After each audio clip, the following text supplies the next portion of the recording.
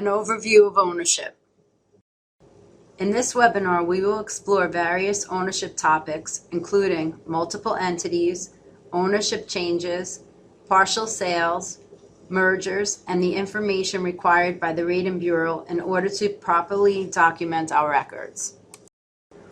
Entity ownership is utilized when determining whether one or more entities constitute a single risk. Simply stated, a risk is defined as the entire insured's operations conducted in New Jersey by one entity or by multiple entities in which the same person, group of persons, or corporation holds a majority interest. Majority-owned subsidiaries are included as part of the risk. Since common majority-owned entities meet the definition of a single risk, they may be insured on the same policy and are combined for the purposes of experience rating, premium discount, and other policy applications. Here is an example of multiple entities that represent a single risk where Joe, Bob, and Jim collectively have common majority ownership in the entities ABC Corp. And XYZ Corp.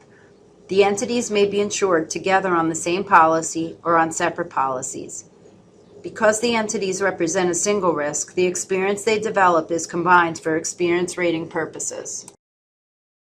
In this example, Alan owns 100% of Alan's Dino Deli Corp., but he does not own more than 50%, a majority interest of Tim's Deli Inc.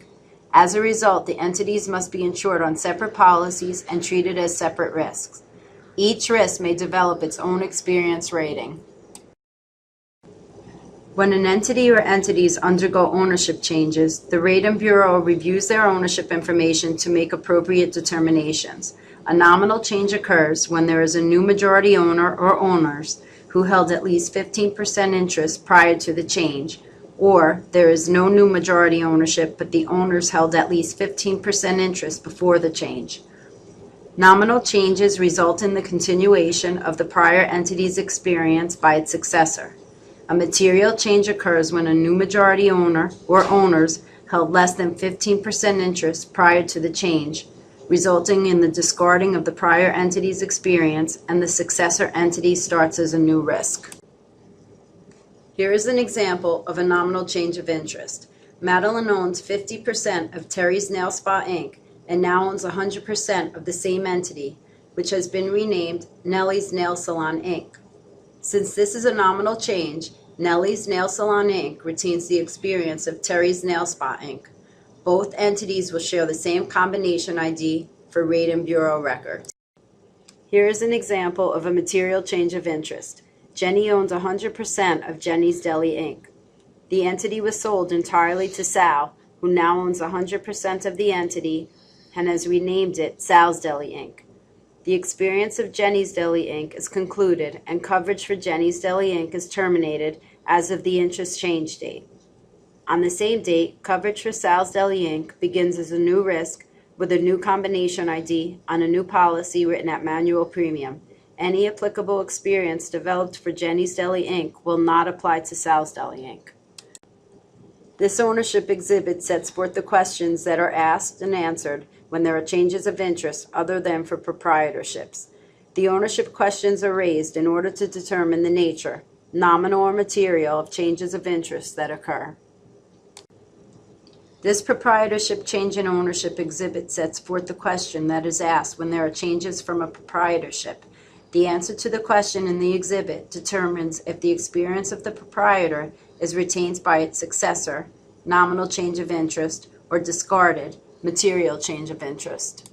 When a risk undergoes a partial sale, such as the sale of an entity, plant, or location to a new owner or owners, the experience rating remains applicable.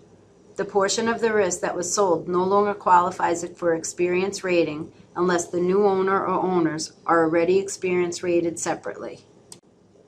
Here is an example of a partial sale. Mary owns 100% of Star Corp and Sun Corp. She sold Sun Corp to Jane on January 1st, 2020. Mary's risk will retain the experience of Sun Corp up until the sale date, while Jane's risk, which now includes World Corp and Sun Corp, will be written at manual premium since World Corp does not qualify for experience rating. The nature of the change involving entities that merge together are considered either nominal or material in nature.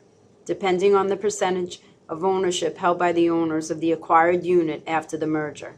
If the owners of the acquired entity own at least 15% of the newly blended ownership, the result is a nominal change. If they own less than 15% of the newly blended ownership, the result is a material change.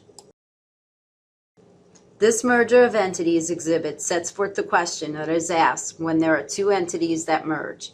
The answer to the question in the exhibit determines if the experience of the acquired entity is to be combined with the experience of the acquiring entity, nominal change of interest, or discarded, material change of interest.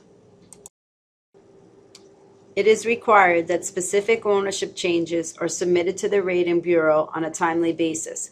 These include changes in name or legal entity status, the sale, transfer, or conveyance of an entity's interest or physical assets to another, mergers and consolidations, the formation of a new entity that acts as a successor to another entity, if an entity is placed into trust or receivership, and when two or more entities share common majority ownership.